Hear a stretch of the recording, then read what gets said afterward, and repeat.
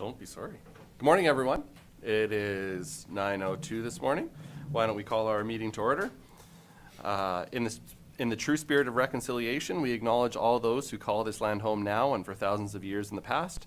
May we respect each other and find understanding together and recognize the benefits that this land provides to all of us. We have a relatively short agenda this morning. No direct time commitments, so why don't we jump right in? We'll move down to the adoption of the agenda. Are there any proposed additions or deletions to the agenda? Seeing none, I'd entertain a motion. Claus? Thank you, Mr. Chairman. I'll move that the agenda be adopted as presented. Thank you, Claus. Claus has moved for the adoption of the agenda as presented. Any discussion? Call the question. Those in favor? Those opposed? That's carried. Adoption of the minutes. Item C, County Council meeting minutes from February 1st, 2024. Are there any errors, omissions, anything emerging from the February 1st, 2024 meeting minutes? Eric? Thank you, Mr. Chair. I'll move the adoption of County Council meeting minutes from February 1st, 2024. Thank you, Eric. Eric is moved for the adoption of the County Council meeting minutes as presented. Meeting minutes February 1st, 2024. Any discussion? Call the question. Those in favor? Opposed? That's carried. We move down on our agenda. Department reports. D1, Development and Infrastructure. D1.1, Development Permit Application 2024-010, Direct Control District Discretionary Use, New Shop and Office. With that, we will go to our Manager, Planning and Development, Hillary Jansen. Good morning, Hillary. Good morning, Mr. Chairman and Council. I had my map all set up, and for some reason it's decided it doesn't like me, so just bear with me for a second here. So with regards to this particular development permit application, County Council doesn't often see development permits come forward to them for their approval.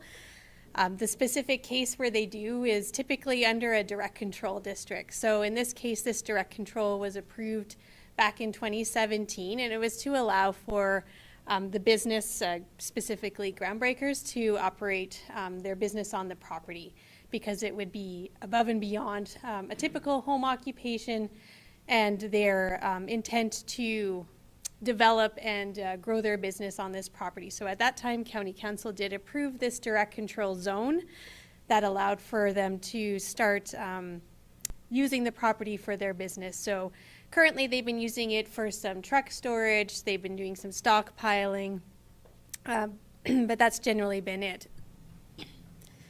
With they've been running their office, I think, somewhat out of their home, but also somewhat out of their other location, which they've been leasing, which is just off of Highway 3, directly to the south of their residence. And they wish to expand their operation, bring everything onto one site. So with that, they've proposed to put on a new building that would house, be a shop and an office building, as shown in the application documentation that I provided in the agenda report. And so with regards to the direct control, because of how it was worded in that direct control, anything that was discretionary, the shop and office were considered discretionary uses, that had to come back to County Council for County Council approval, not just approval from the Development Authority. So with that, just some details with regards to the proposal. The proposed shop and office will be contained in a single structure, as I mentioned, about it will be 20,000 square feet in size. This structure does meet all the setbacks to the county roads and any adjacent property lines. This particular property is just under 80 acres in size, so they have ample amount of room on their entire parcel. The direct control zone area is approximately 20 acres in size. So they have a bit of room to work with in that particular area. In looking at the application and discussing it with the infrastructure and operations departments, we determined that the proposal will not significantly increase the traffic in the area, as the parcel is already used for their much of their truck traffic. It's where they park their trucks. And most of the vehicles that will be coming in with regards to the new development would be passenger vehicles. There obviously will be some growth in there, but the growth should be managed by the existing road system. With regards to the application, typically we receive some professional drawings with regards to these types of structures. The applicant did not want to present or prepare formal drawings of the structures. They didn't want to spend the money in case the application was not approved by County Council. As such, I have added a condition onto their development permit that they provide those drawings so that we have details of what that structure will look inside and outside. And that Hillary? would be typical. Hillary, could you just back out and give council some Oh, sure. perspective as to where it Sorry. is for Highway 3 in Coaldale? Yeah. Thank you. You bet. So this application is just north of Highway 3, half a mile north of Highway 3, and half a mile from the town of Coaldale limits. So, Thank you. yeah, sorry about that. I should have mentioned that That's at okay. the beginning. Apologies. Notice of this development was sent to all the adjacent landowners and also to the town of Coaldale, as it is discretionary use within the designated urban referral area to the town. The town had no concerns, and we did not receive any comments or concerns from any of the adjacent landowners with regards to the proposed shop and expanded use of this particular operation on the property.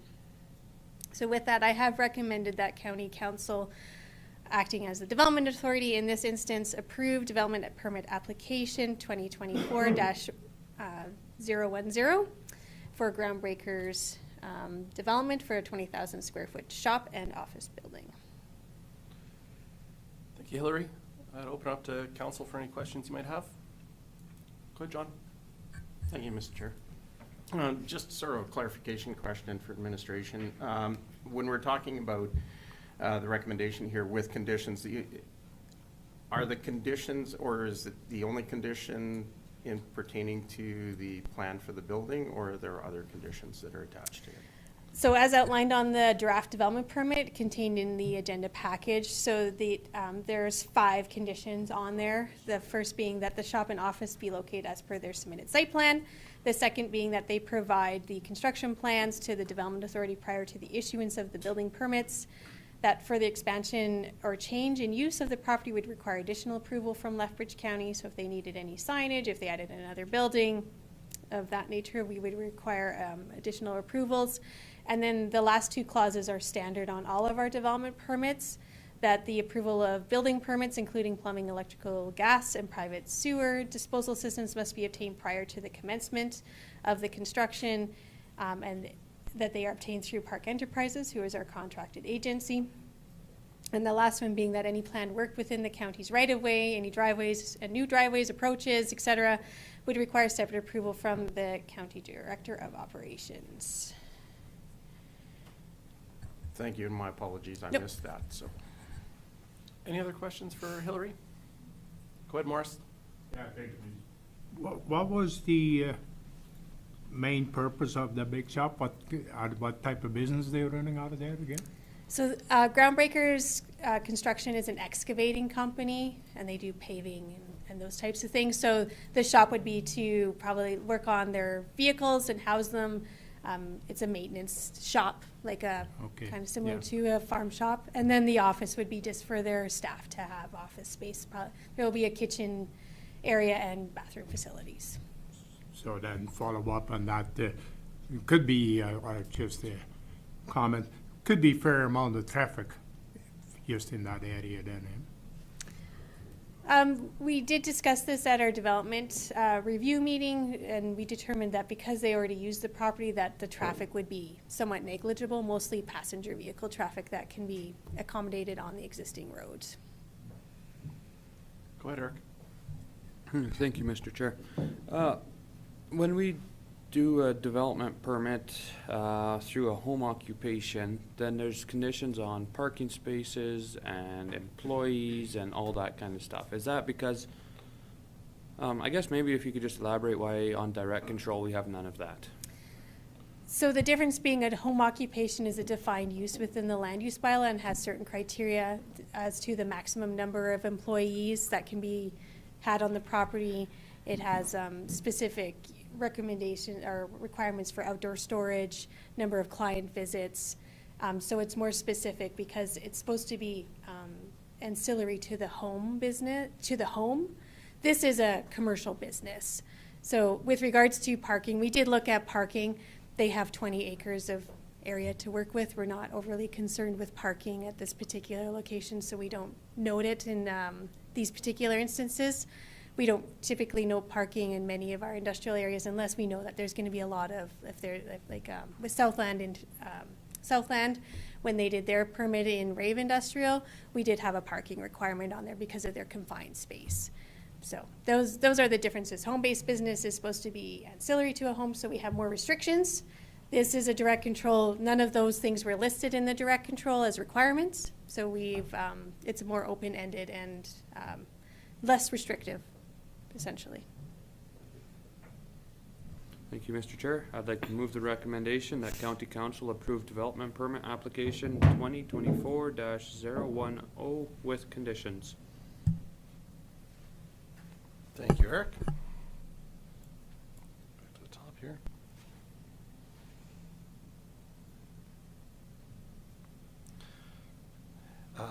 Eric has moved the recommendation the County Council approve development permit application 2024-010 with conditions. Is there any further discussion?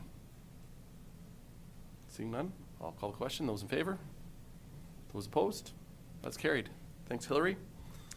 We can move down. Item D, 1.2, bylaw 22-015, road closure, sale, and consolidation, second and third reading. Hillary? Thank you, Mr. Chairman. I'll be presenting two road closure applications. This first one is bylaw 22-015. This is to close a portion of laneway in the hamlet of Diamond City. Just bring up my map for you to look at it. I don't know if you recall, but with road closures, they do take some time to process. So this application was brought forward originally in the, I think, November of 2022. And then it goes through a process where we contact the utility companies, make sure no easements are required, or if there are, that they have been addressed. And then it gets sent to Alberta Transportation after the public hearing. So a public hearing was held for this particular application. And once the public hearing is held and we get all the utility comments, it goes to Alberta Transportation for their final approval, which, so with this particular application, they have sent that in. It was approved on February the 1st. And so in order to be timely on our end, we just wanted to bring it forward, so I apologize for the lateness on the agenda. But that's, generally speaking, the process with road closures is that it's a very, it's like a three-pronged approach to the road closure. So with that, the road closure was approved by County Council at first reading on October the 6th of 2022. A public hearing was held on December the 1st of 2022, and then it was sent to Alberta Transportation. This application was received to close the western portion of the laneway. It is an undeveloped laneway, and currently there are the landowners who are wishing to purchase it have put structures and fences in the laneway area. In review of this application, County Administration did determine that there was no, this particular lane would not be required as part of the county's road network moving forward, and so it was determined that we could move forward with closing this particular road. Alberta Transportation, the local office, was circulated the application, and they had no objections or concerns, and said that the county could proceed with the road closure, sale, and consolidation. With receiving the final approval from Alberta Transportation, County Council can move forward with second and third reading of the bylaw, and the lands, if approved by County Council for second and third reading, would be consolidated to the residential parcels to the south and registered as one title, so there would not be two separate titles. If the road closure is approved, there is, this particular property will be sold to the landowners for the amount noted at $4,560, which is based off of the assessed value of the land. So with that, the recommendation is that County Council proceed with second and third reading of bylaw 22-015. Thank you, Hillary. Thank you. Open up to council for any questions or discussion. Mark? And then John. Thank you, Mr. Chair. I'd like to move that bylaw 22-015 be read a second time. Thank you, Mark. Mark has moved the recommendation that bylaw 22-015 be read for a second time. So is there any further discussion? Seeing none, call the question. Those in favor? Those opposed? That's carried. And John. Thank you, Mr. Chair. I would like to move that bylaw 22-015 be read a third time. Thank you, John. John has moved that bylaw 22-015 be read for a third time. Is there any discussion? Call the question. Those in favor? Those opposed? That is carried. Thank you, Hillary. Move down D1.3, bylaw 22-021, road closure, sale, and consolidation, second and third reading. Hillary? Thank you, Mr. Chairman. So this is another road closure application, as mentioned, bylaw 22-021. This one is the road associated with Green Prairie off of Highway 3. And I will just get the map there so you can see the exact location.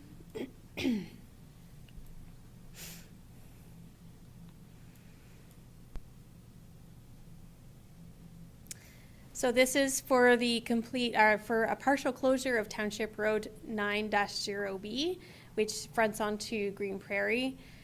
You recall this application came in early in 2023 with a request to close this road.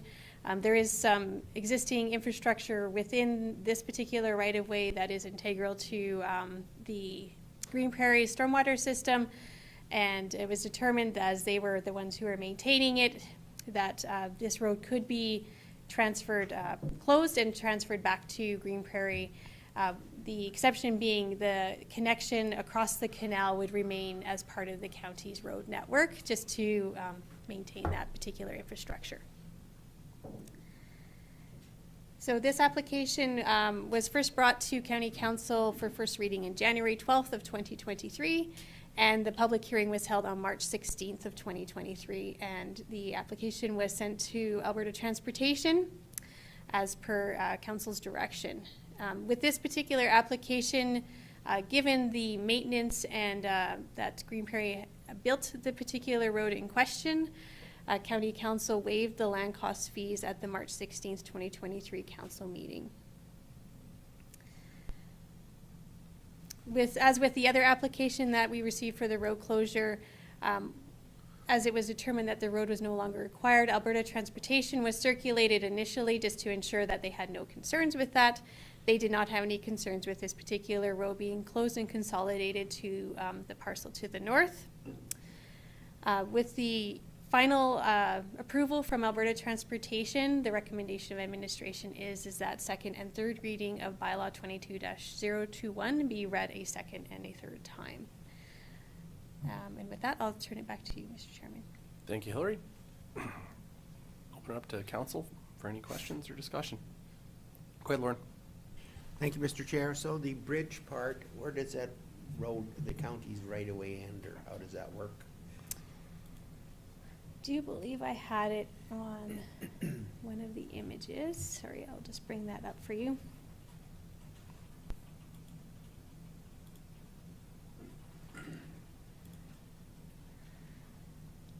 So, sorry, it's kind of sideways. Apologies for that.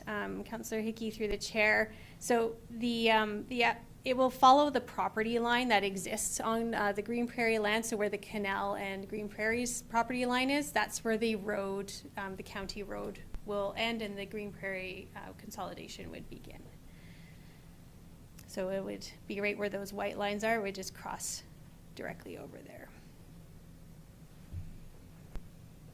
Go ahead, Klaus. So just follow-up question there. So that means that the bridge there will remain the responsibility of the Lethbridge County? That's correct, yeah. Go ahead, Lauren. Thank you, Mr. Chair. So just to follow up onto that one, would there be such an arrangement made that the county wouldn't be solely responsible for the replacement of that bridge? Because it is a private entity now. It's a road going nowhere. That is something that we did not discuss in terms of the maintenance of that particular bridge. It was the request of the St. Mary's Irrigation District that bridge be maintained as part of public property and not on private property. And so that was the agreement that was come to in terms of the original application. So, Devin, do you may have a comment on that. I think Hillary pretty much touched on it. It was SMRID's request, and we felt that giving that asset over to Green Prairie would be a major expense for them in the future if they had to replace it. So those two things coupled together led us to severing it just east of that bridge file. So just to follow up to that, I'm not really suggesting it should be turned over to them. What I'm suggesting to you is if we had done it in the case before, for these kinds of things, that it should be a cost share arrangement for replacement. It shouldn't be solely the counties because it's going into private property. Thank you, Mr. Chairman. Maybe if I could just ask for clarity, because I'm less familiar. So would the bridge exist anyways? So I'll kind of jump in there. So the bridge exists today as part of the county's road network, and it's going to a single property as it stands today. So that will, I guess, continue to happen with the road closure if approved. I don't know if we had of any instances where we have engaged a single landowner to help with the cost of a bridge. That's not my particular area of expertise, so perhaps one of the other directors might be able to jump in there. But it is something, if it does happen, I'm sure that we can talk to SMRID and the landowners in question at that time. So I don't know if that would be my assumption that would happen. Quillar? Well, we have done it before, Okay. and, but it should be noted in this agreement if you're gonna do it now, otherwise when it comes time to do it, it's a little late. With regards to, this isn't really an agreement, it's just a bylaw for the road closure. Nothing is changing with regards to how the bridge is functioning today or if the road is closed and consolidated. Go ahead, Sean. Sort of to belabor Councillor Hickey's point on this, appreciating that nothing is changing at this point in time, but two comments that I heard that are of a bit of a concern is, yes, if this bridge requires replacement at a later date, there's a significant cost for the county to do that, and all it serves is one property owner, and it is essentially has become their driveway. So if we're turning over their driveway, I don't know why we wouldn't turn over the bridge as part of their driveway, and then they would be responsible for maintaining the infrastructure for their driveway at that point in time. I appreciate the delicacy of having SMRD and having their canal road on that, but I think it's important, from a long-term standpoint, that any, when this agreement actually gets put through, that it's discussed and agreed upon at the time who's responsible for what, because as we've seen in past situations, if we have if the agreement is loose, it tends to fall on the responsibility of the ratepayers of the county if there's any ambiguity, because individual landowners tend to be a little less, shall we say, enthusiastic about sharing at a later date. Go ahead, Mark. Thank you, Mr. Chair. So just to clarify, back up a bit, it was SMRD that requested that the county maintain control of this bridge. Yes, through to Councillor Sayers. Yeah, it was SMRID in discussion with regards to this particular road closure that did request the bridge stay in. You can't amend the bylaw as it stands right now. It would have to go back to Alberta Transportation for approval because we've already gone through the public hearing process. We've gone through all of the steps with regards to this particular road closure as it was originally presented. There's typically no agreement with a road closure. It's just a transaction. We don't have, memorandums of understanding. We don't have side agreements with them. They're just straight up, you get this land, we have a transaction, and it's kind of, that's the process. So I'm not entirely sure how we would draft an agreement with regards to a bylaw that's kind of gone through stages of approval. So I don't know, CAO might have a comment on that. Yeah, thank you, Mr. Chairman. I struggle with the assumption, I mean, we're turning over the road closure, which divests the county of its interest in that road and a maintenance because it services a single entity. However, the integrity of the bridge, maintaining it to a specific standard, does have a critical impact to the county overall and not just necessarily a single ratepayer. So if there is an issue with that in the future, the county would then have some liability or some obligations to help mitigate some of that risk. I mean, that was ours historically. I think it would be very challenging because it was our road to say, now, because you're adjacent here, you want to use this driveway, you can bear all of these costs for the bridge in addition to the road because we've constructed that way.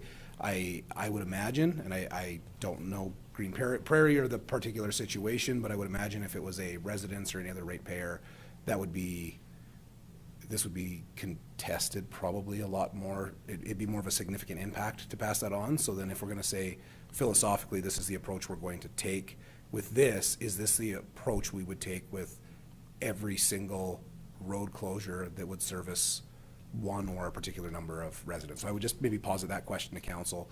I do see a risk in us divesting that. I mean, I obviously from a county perspective would appreciate to have less infrastructure liability that we're responsible for, but I would rather be in the position that we can plan for it and mitigate those risks up front versus passing those on to a private entity to maintain.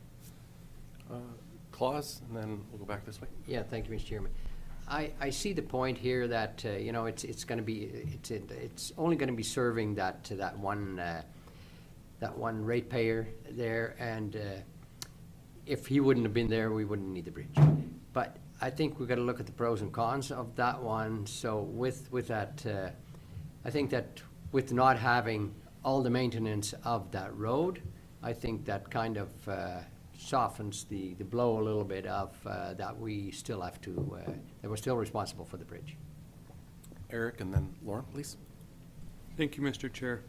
I find it interesting how we're getting hung up on, because it's a single owner now, but if there was multiple acreages, we wouldn't blink and we would go right on over and say, well, there's multiple people, it's fine. Why does one or multiple change it? We're still providing access into that area, and fortunately in this case it's a thriving commercial operation. Our revenues are adequate as well. And if we go back to why they're asking for the road closures, because they no longer have to provide public access to that back property, because so I think they're still saving us maintenance, and we put the infrastructure in there at one point to access that chunk of land through there. So I support us keeping the maintenance of that under county jurisdiction, and that this proceeds as it's been intended. We've had our public hearings. I don't see any pertinent new data that came up that we needed to like, oh yeah, hey, something changed. This was available already for a year plus. So yeah, I support it just proceeding with the awareness that it's not perfect, but it's the best we can get right now. Thanks, Eric. Lauren? Thank you, Mr. Chair. So is it landlocked? Is the parcel landlocked? No, it's not, because it has access to a county road. By the bridge? Yep. But is it landlocked if there was no bridge? They would request access off of the highway at that point in time. So it's not technically landlocked because it butts. They could go onto the highway. And the reason I ask you that question is we have lots of parcels that are landlocked. So do we have to provide access to those parcels via the same way? I see it sort of as a precedent. Well, but I would argue that the baby's been born already. This is already here. Like the parcel is there, the bridge is there. Again, like I agree with what Eric said. I think we need to stress the fact that this is a road closure, and that's what it is. You know, as much as I think we can debate the merits of how do we provide infrastructure. Do we provide infrastructure for a sole business? I mean, there's some very good examples of us going out of our way to make sure that businesses have access to the infrastructure they need.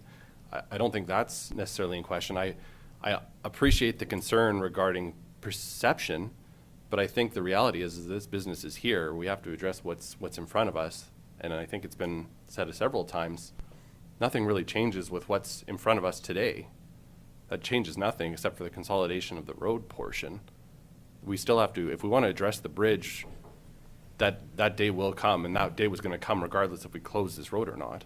There was never going to be another parcel that had access off of this, the way the land is situated and the way that they've conglomerated their parcels. John? Thank you, Mr. Chair. Sort of, add on to that, basically, just in a comment, Councillor Van Essen's comments about, if there were two parcels, would we not be considering this? If there were two parcels where we had to provide access, we wouldn't be considering the road closure. But in essence, there really are two accesses to this. One is the SMRD's canal route, which is important to maintain access for it, and the other one is the landowner that has requested the road closure. So in that regard, I understand and justify why we would maintain control of that asset, because if we relinquish control of that asset and then the landowner chose to limit access to SMRD, that would create some issues. So. Any other thoughts? Go ahead, Eric. Thank you, Mr. Chair. I'd like to move the recommendation that bylaw 22-021 be read a second time. Thank you, Eric. Eric has moved the recommendation that bylaw 22-021 be read for a second time. Is there any further discussion? I'll call the question. Those in favor? Those opposed? That is carried. Clause? And I'll move that the bylaw 22-021 be read a third time. Thank you, Clause. Clause has moved that bylaw 22-021 be read for a third time. Any further discussion? Call the question. Those in favor?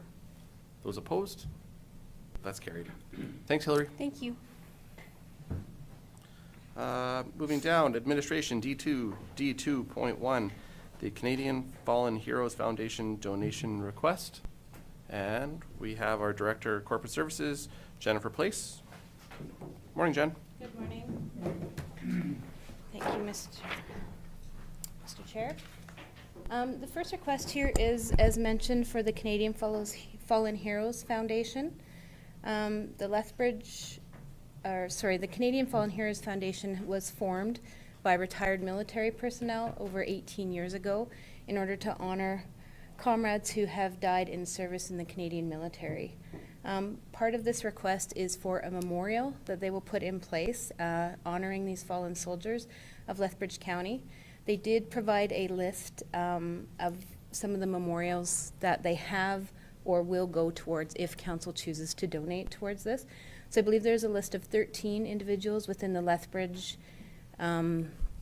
county area. So Lethbridge itself, Colehurst, Nobleford, Turin, Shaughnessy, Picture Butte, Diamond City, and Monarch are all listed on that list. In previous years, the county has donated $500 as per the donation policy towards this memorial. As early as last year, actually, they made a donation. And they have also provided a kind of a detailed letter speaking to these fallen heroes and what the purpose of the memorial wall is. So with that, administration is making the recommendation that County Council approve the donation in the amount of $500 for this based on the current policy. But Council does, of course, have options there, whether or not they want to choose to participate or if they want to change that amount. Thank you, Jen.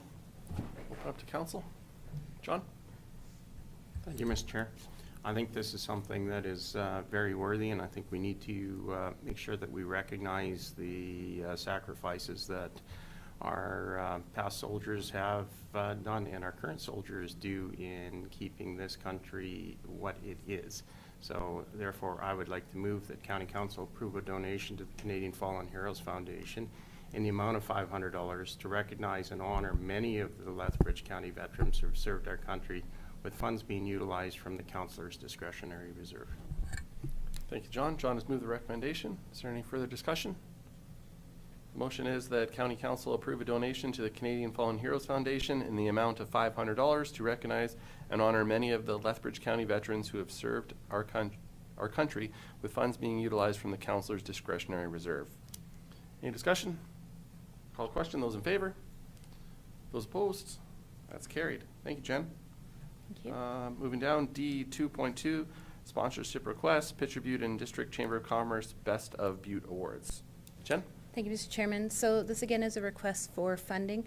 The Pitcher Butte and District Chamber of Commerce will be hosting their 2024 Best of Butte Awards on February 23rd of this year, obviously, at the Kilman Hall. They have made a request for, or there are sponsorship levels available, I guess, made a request for County Council to provide sponsorship in the amount of the gold being $200, silver $100, and bronze $50. Last year in 2023, Council did provide a $200 gold sponsorship towards these awards. Providing the sponsorship shows support of the businesses and citizens that are being honored at this awards banquet. And Council discretionary funds can be used again towards this, and it does fall within the donation policy. So with that, administration has made the recommendation just to leave it up to council what level of sponsorship they would like to provide, if any. And again, it does fall within the policy. Thank you, Jen. How would you like to proceed? Eric? Thank you, Mr. Chair. I'd like to move the recommendation that council sponsors the Best of Butte Awards to the $200 gold sponsorship and get the appropriate recognition as provided. Thank you, Eric. Eric has moved the recommendation and added that it be at the gold sponsorship level with the appropriate recognition. Thank you. Is there any further discussion? Go ahead, Morris. Yeah, thank you, Mr. Chairman. The only thing is, it says just Pitcher Butte, but it's the Pitcher Butte Chamber is Pitcher Butte and region, eh? Thank you, Morris. So it makes a big difference, yeah. Any further discussion? Call the question. Those in favor? Those opposed? That's carried. Thank you. Thanks, Jen. Our last item under D administration, D 2.3, RMA Spring Convention. Cole. Thank you, Mr. Chairman. For this one, we have until tomorrow to make any requests for the RMA Spring Convention if there's any minister meetings that we would like to attend. Minister Dreeshen his office has reached out and asked if we have anything to discuss with transportation, as they were not available at the fall convention. So the only items, I would be industrial grant application and potentially to reiterate some of the challenges we have related to infrastructure deficits, more directly as a result of some of the frozen farmland assessments and some of our other taxation issues that we're working through and getting more discussion. Those would be the only two that administration felt that there would be a need for discussion or there would be value, because we had some of those other meetings so recently and we're still working through a variety of issues, but wanted to open it up to council if there's any other ministries or topics that they wish to be discussed at that convention, so we can make those appropriate requests. Thank you, Cole. Any thoughts from council? Go ahead, John. Thank you, Mr. Chair. I think it might be prudent to have a discussion with our agriculture minister about the same topics, just to bring that to his forefront and focus and keep some pressure on that. Thank you, John. The only one thought I had, Cole, was pertaining to transportation. Economic corridors was also added to that portfolio, so perhaps maybe the role that we see Canada's premier food corridor, our participation in that, and perhaps some of the discussions that we've had with MLA Hunter and our participation in the ACP grants for water, wastewater in the region, and maybe just speaking to that regional corridor, I guess, discussion maybe.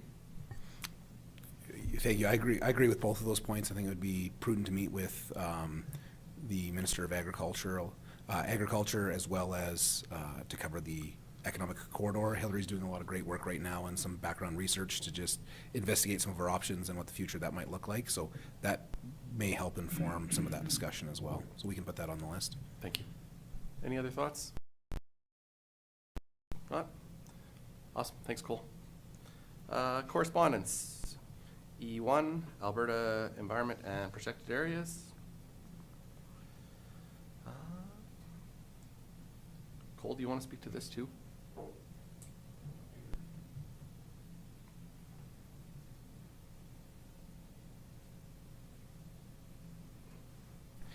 I'd actually like to pass this one over to Jeremy Wixon, our Director of Operations. He, maybe not specifically to the letter that was sent by Minister Schultz, but he was able to attend the water license discussions that are a spinoff effect of this drought notification. So maybe I'll ask Jeremy to speak to that in more detail if he has any information to share on how that went and kind of the next steps. Sure. Thanks, Jeremy. Thank you, Mr. Chairman. So at this point right now, they're operating within, there's three upcoming drought workshops. The first one was conducted here this past Friday, and there's one again in 2 weeks, and another one right at the beginning of March. The purpose of a lot of these is to mirror a lot of what happened in 2001, which was creating water sharing agreements between IDs and municipalities and other license holders throughout each of the basins. It is very specific to the Old Man River Basin, the Red Deer River Basin, and the Bow River Basin. So, you know, those water sharing agreements, there is no license trading in between the basins. It's just basically, it's creating water sharing agreements in the best interest of everyone, essentially, for each of those basins. So in particular, obviously we have the largest amount of irrigation in the province down in the Old Man River Basin. And you might also hear it referred to as the Southern Tribs, was the other phrasing they will use on that portion. So at this point, none of the water sharing agreements have been set. This is the introductory phase of essentially talking about what those water sharing agreements are going to look like. The IDs were very, very much in favor of these water sharing agreements because the last thing that anyone wants is for the province to have to enact a declaration of water emergency, which then really significantly complicates the process essentially from there. And that is Alberta Environment's hope is that basically, and the province's hope is that we can come to these water sharing agreements. Domestic water use is obviously at the forefront of what we deal with, and that was one of the biggest topics of conversation, was making sure that domestic water use continued. There's many stages of restrictions that are potentially going to be in place. Lots of the cities, we're looking at the non-consumptive peaks, which is basically your lawn watering or your outdoor watering, or potentially even into construction. So there will more than likely be some stages of restrictions. I can't really speak to what that will be because there's still obviously weather that will dictate a lot of what that is. Snowpack melt. The Old Man River Basin is significantly low compared to historical.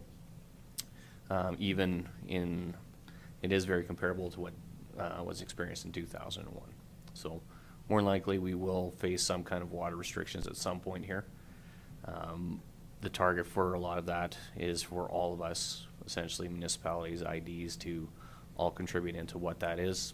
The comment from the Ag Minister at the recent irrigation conference down here was if we're going to have to tell irrigators to reduce the number of inches that they get, then people shouldn't be watering their lawns at the same time. So we are looking at a controlled messaging piece across the province where we all contribute essentially to addressing the water shortage that we're all facing. Thank you, Jeremy. Is there any questions on that? Awesome.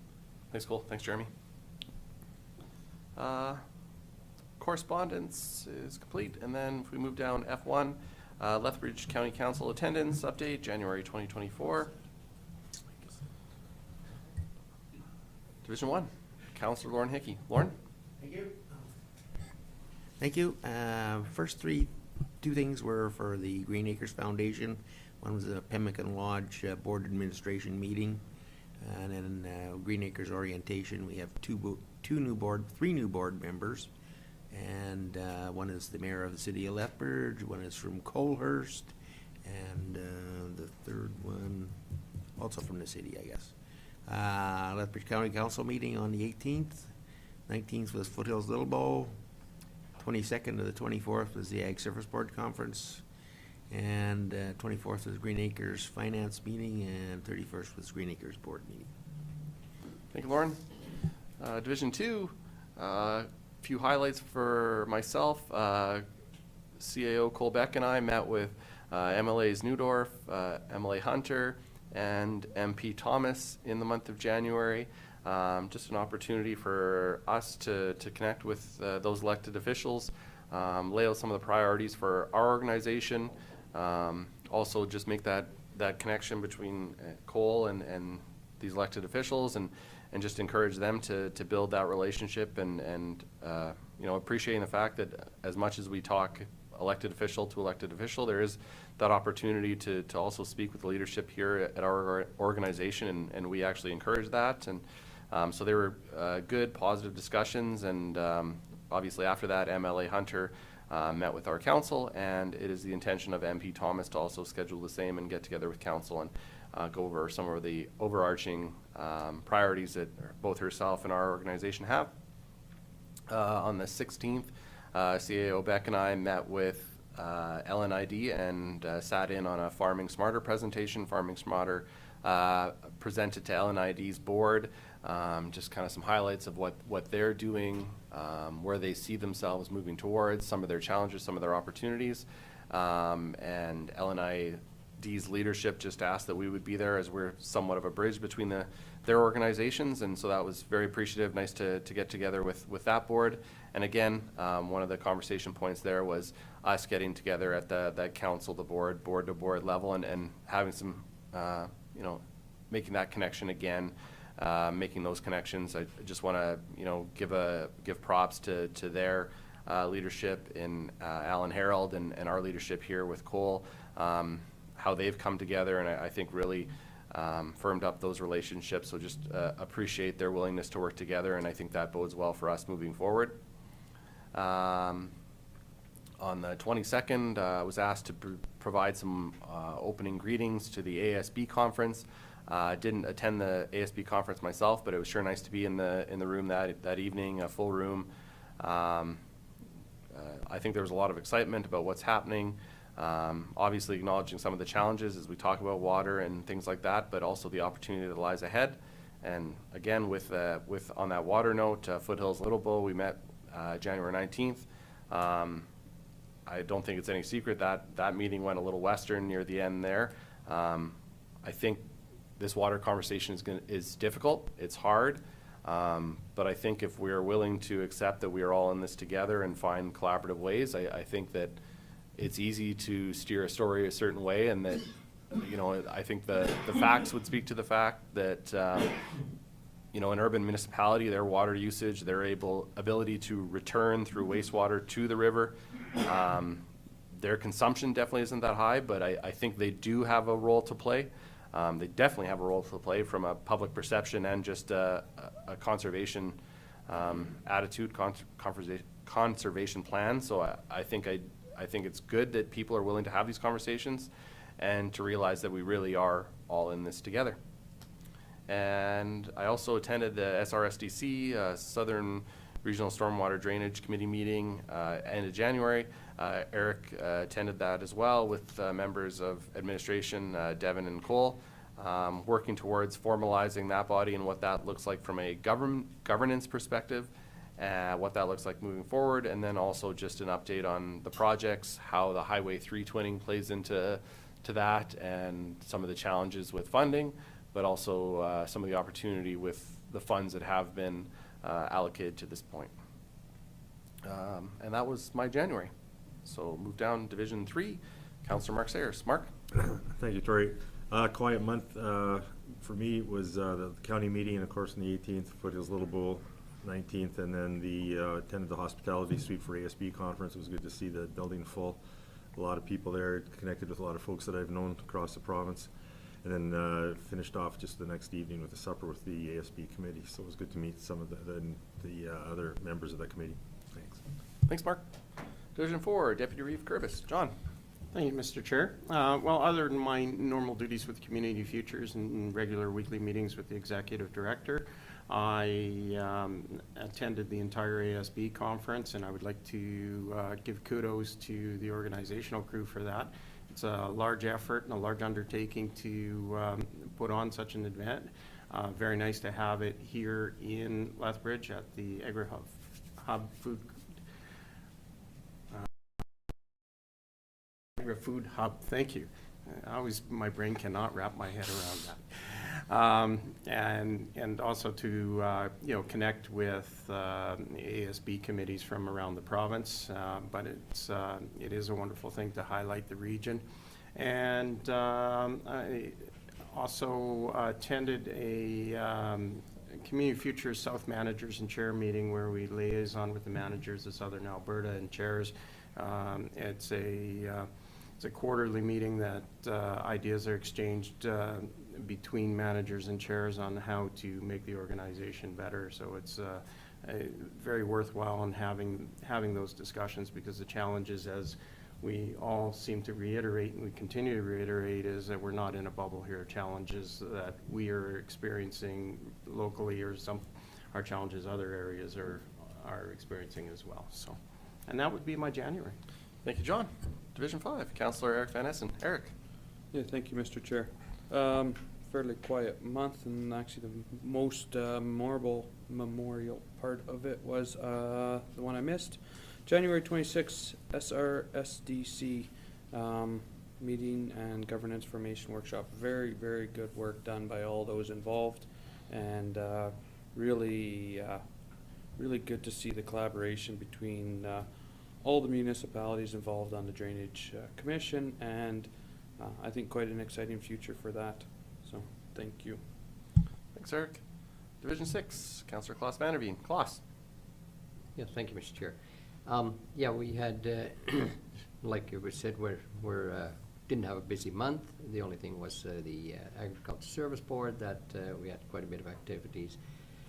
And talking to Gary Seacrest and getting some feedback of the committee that organized the whole thing, it was we had a lot of people telling us how great it was to be here in Lethbridge, because it's been quite a few years ago that they were here, like a lot of years ago.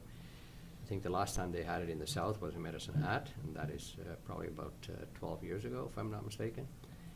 And they so everybody was really in awe about the building and everything that we had here. And I think the speakers that we had were excellent speakers, and I think a lot of people got a lot out of it. And everybody was just really, really happy with how things went. And so for the next 3 years, we're going to have, it's going to be in the Delta in Edmonton, and that's going to be 3 years in a row. And that, I guess that's the northern part of the province that organized it there, and they chose to have it there, working together with the districts in that area, that they were going to have it there. So hopefully that's going to be good. I know it's not in an agriculture area, but I mean, it's still, that's the best they could come up with, I guess. It's not always easy to get this organized, and people wanted to take it on. Good. That's it. Awesome. Thanks, Klaas. Small question. Go ahead. I noticed on January 26th you attended the SEWA. Is there any significant updates on that? Yes, we're going to get the 27th, I should have mentioned that, 27th of February, we are meeting with HZI. That is the company that we're going to be working with, and we're working on an MOU with them, and we're going to get some results out of that. So it's too early to speculate on anything right now, and so we're going to hear more of that. So next meeting, I can elaborate on that a little bit more. Thanks, Klaas. Thanks, John. Division 7, Councillor Morris Eenstra. Morris. Yeah, thank you, Mr. Chairman. County Council on the 18th, and on the 19th, we had the Foothills Little Bow Municipal Association, and January 22nd to 24th, ASB conference. Thank you, Morris. Any other comments, questions on the council attendance update? Not? That'll bring us to the end of our public meeting for this morning.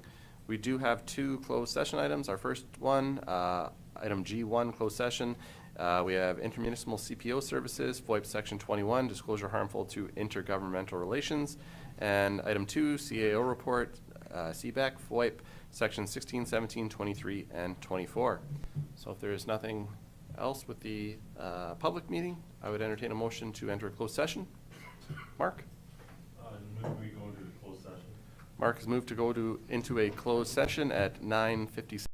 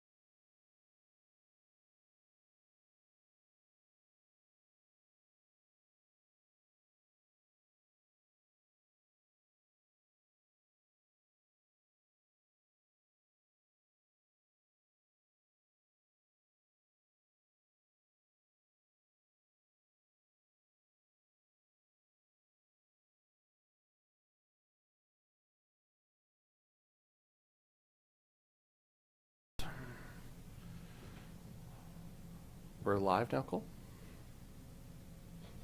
Yes, it says yes, but the video stream hasn't come back up yet. Yeah, I think we're good. Okay, well, thank you very much, everyone. Thank you for attending our meeting today. If there's nothing further, I would entertain a motion to adjourn. Morris has moved to adjourn at 11:43 a.m. this morning. Any discussion? Call the question. Those in favor? Opposed? That's carried. Thank you, everyone.